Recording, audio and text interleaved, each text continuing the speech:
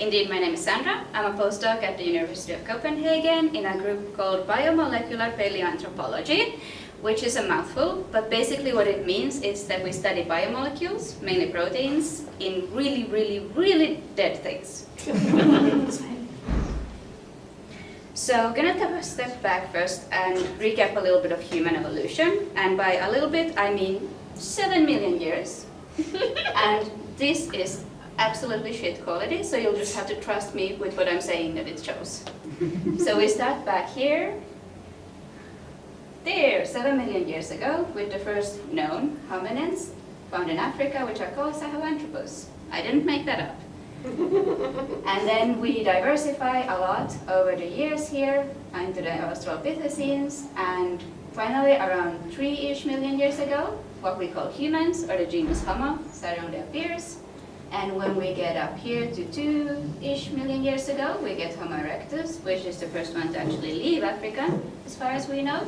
And then all of us here spread around the entire world.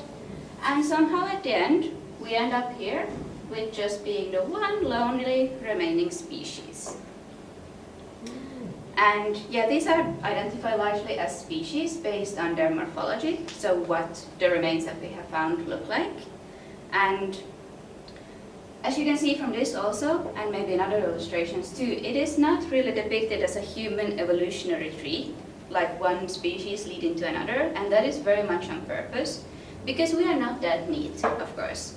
Human populations over time have moved around and procreated because that's what we do. We move around places and we have sex with each other. That's basically all of human history. And so, rather than a human evolutionary tree, we could here call it a human evolutionary bush instead. And this is a really neat way to move over to the other part of my talk, which is yarn. And I absolutely love that people are working with yarn here, because now I know that there are people who know what I'm talking about. That when you have your yarn drawer or yarn box or wherever that you keep all your stuff in, and you wind up your yarn into neat little balls and you put them in there, and you do absolutely nothing to them, and the next time you want your yarn, it looks like this, with zero freaking input from you whatsoever. And this is sort of what human evolution looks like at the moment. So we can imagine that these are the different taxa that we have here identified. And we know that somehow they do connect to each other and they do belong together, but we have this thing up here that means that we don't really know how they actually fit together. And then we have also these funny little things like this one that doesn't really belong to anything. We could say that that is Homo floresiensis, or the hobbit, which was a species in Indonesia like 50,000 years ago. We know it's a hominin, we know it belongs together with us, but we have no freaking clue how it fits in here. It's just its own little random thing. So, ancient DNA, so DNA extracted from archaeological specimens, has started to sort out this mess a little bit. Mainly with modern humans, it's sorted out exactly how we migrated around and procreated with each other.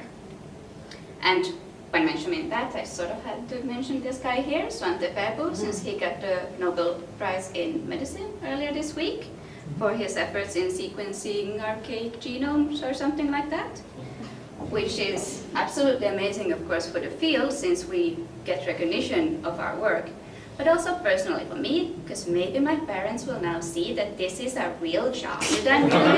It's not just a funny little hobby. I'm not going to move back home and do a real job. But yeah, based on his work and what other people have done afterwards, we've been able to figure out how us modern humans and Neanderthals and Denisovans, how we're related, and how we procreated with each other. But DNA is so sensitive, just a few tens of thousands of years in the ground and it's already gone. Except for if it's in permafrost, in which case it can be present for a little bit longer. Always need to mention that, because otherwise someone will start shouting at me about million-year-old mammoths. But we don't have that many things coming out of permafrost. If there's ever like a Homo erectus coming out of permafrost, I will absolutely be the first one to sample it. But so far, no. So the DNA will be gone within a few tens of thousands of years. And at this point, like when we're studying Neanderthals and Denisovans, the DNA will be in like 30-ish base pair fragments. And as you might know, the human genome as a whole is 3 billion base pairs. So then when it's been chopped down into 30 base pair fragments, it is really hard to study at that point. It will very soon be just gone. Enter proteins. So for proteins, the oldest ones that have been published at this point are 3.8 million years old, outside of permafrost. So this is just in the dirt. And we found that they preserve really well generally, and they preserve in different kinds of tissues. But one thing we need to keep in mind here is, of course, that your DNA is the same in every cell, except for reproductive organs. But proteins will be different slightly depending on different tissues that you sample from. So then we have the proteins here that are built up of amino acids. Or if we return back to our yarn, we can talk about these amino acids instead. There are 20 of them, but yarn's expensive, so we don't have quite 20 color here. And although proteins do preserve better than DNA, time is still our biggest enemy when studying ancient proteins, along with its friends heat and humidity. So what will happen over time, pretending that my scissors are the time here, is that the proteins will be cleaved into smaller and smaller fragments, adding a bit of drama here. And some of them will just be completely lost over time and we'll never see them again. And in addition, also time will cause damage to the different amino acids. So we will have some huge trouble identifying them again. I love those sounds. It did not take this long to make them. It's not such a huge loss. So what we end up with is then these broken fragments of what once used to be a proteome that we're trying to study back and figure out what they used to be.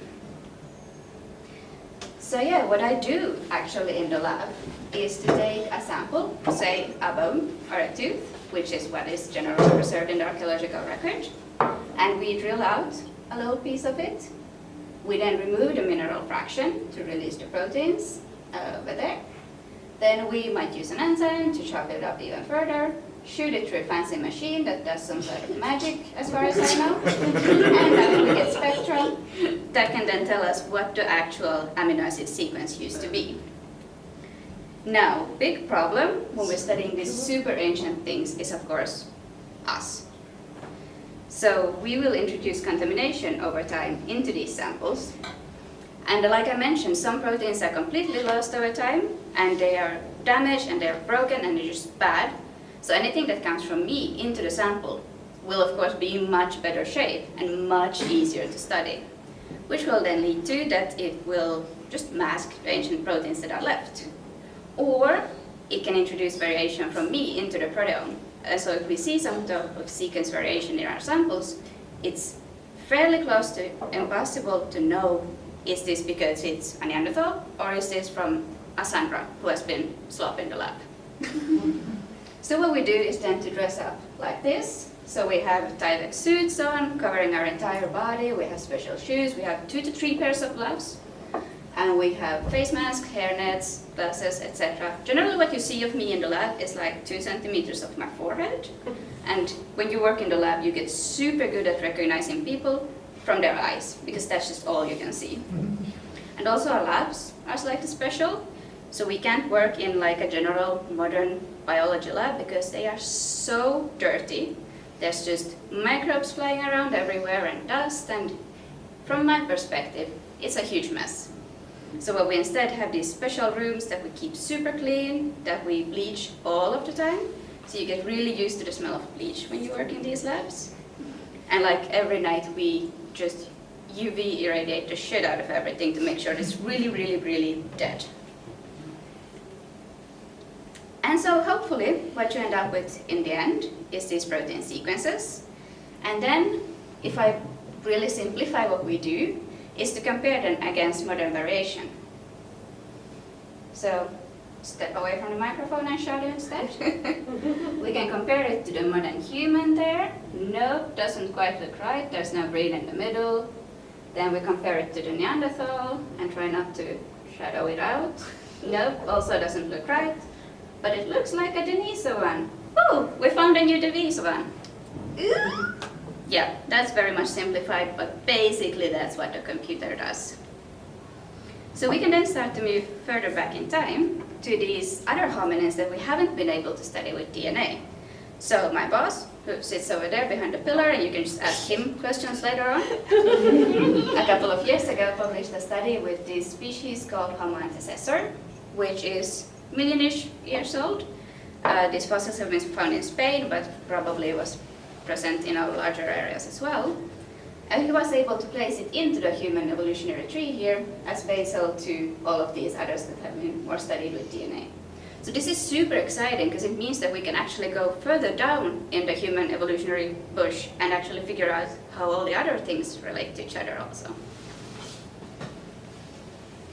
But if we take a little sidetrack here, it's of course not only the skeletal elements that are present in the archaeological record. So we have lots of other different things that we could also study to find out more things about the past human lives. Such as, in teeth you have the pulp cavity, which had blood, carried pathogens in it, as well as skeletal lesions could have pathogens, dental calculus, which was my previous study, which is the goo that's stuck on your teeth, and it's absolutely amazing. And from pot crusts you can see what people used to eat if they had made pots, and of course the glamorous study of paleofeces or really old and dry poop. So by studying all of these different things, we can find out just a holistic view of who people were in the past, such as, for example, diet, what they used to eat, what the environment looked like, because it was probably not the same thing we see today, and also how they behaved and what kind of diseases they had. And of course it doesn't end there. It doesn't end just with hominins. People have also studied a whole bunch of other extinct animals, how they fit in with each other, and how they're related to things that are still present. So you can just play, guess which extinct animal I drew. But yeah, with these ancient proteins, we can now start to disentangle this mess and figure out who we actually are and where we came from. Let's see if I can actually do this now. Yay! So we can figure out how these species exactly were related to each other, how they, at which time they diverged, and also what their common ancestor was. And in that way slowly start to disentangle the human evolutionary bush and figure out what actually happened. And that was it. Happy to answer questions. Happy to free to answer questions. What about hobbit? No, the hobbit is just a weird thing over there. Thank Questions? you. I see hands. Yes, go for it. When we look at, well, things like the hobbit and other ancestors to us, are there, can you see in different geographies around the world, can you see that some people came more from a certain ancestor like the hobbits than other people did, or are we all the exact same now, like everyone in the world? The hobbit I can't talk about. We don't have biomolecules from that yet. It's still just a huge mystery. Bad example. But I can talk about us. So we know that we have a percentage of Neanderthal DNA, 2 to 4% generally, if you are from above Saharan areas. However, under Sahara, people don't have Neanderthal DNA because modern humans there didn't mix with Neanderthals because it happened somewhere above Sahara. And also with Denisovans, we have mixed at some point, probably in East Asia-ish, Southeast Asia, because there people have a higher percentage of Denisovan DNA. So in that way we can sort of tie back, yes, who came more from what, and there are slight differences. Okay. If you like find 3 different Neanderthals and take samples from each tooth, and you find different parts of the protein chain in each of them, can you stitch them together to get a complete protein with enough samples? You could.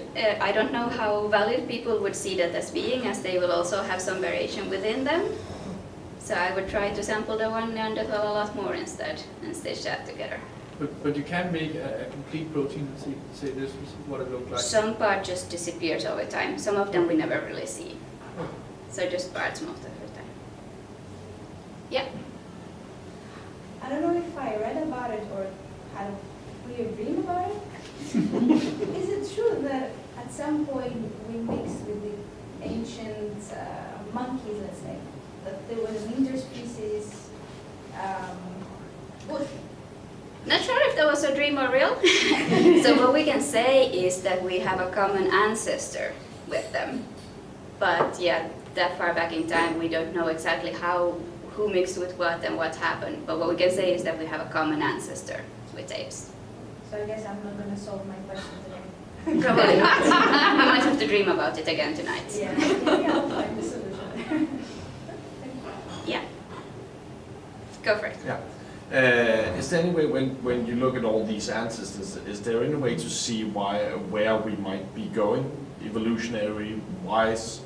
This is a popular topic for some people, trying to predict where we're actually Am I going. going to have wings and so on? Yeah, I would say that's quite unlikely. We're really cool, but I don't think we have those genes in us. So yeah, people like to try and predict what is happening. But something actually Frida mentioned earlier that I can't just relay on to you now is basically that the human pelvis shape is so that we can carry kids. And it has been constrained to a certain form over most of our evolution because we've given birth. But that constraint is more and more gone now because we can do C-sections instead, so anyone can have kids basically. So sort of those kind of things we can see that is changing in our evolution, but I personally would say that a lot of it is just predicting. So that would mean that we would have narrow hips in time or something like that? Or? It's released from the selective pressure of that we have to have wider hips. Okay. Yeah. Cool. He's not shaking his head, so I don't know that right. Any other questions? Yeah. You said that you could get it from around 3.5 million years ago. 3.8 is the oldest so far. So everything before that, that we can only look at skeletal structures, or That is what has been done pretty much so far, yes, comparing the morphology, so the shape and form of them to each other instead, and trying with that to predict how they evolved from which species. But currently there's a lot of work being performed as we speak on trying to get proteins from ancient, older things too. So, because you extract them in a different way, or no, it's the same way, just very, very carefully. okay.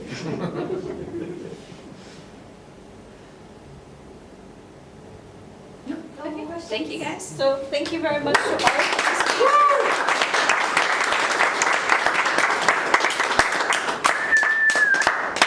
I'll now go home and actually disentangle this.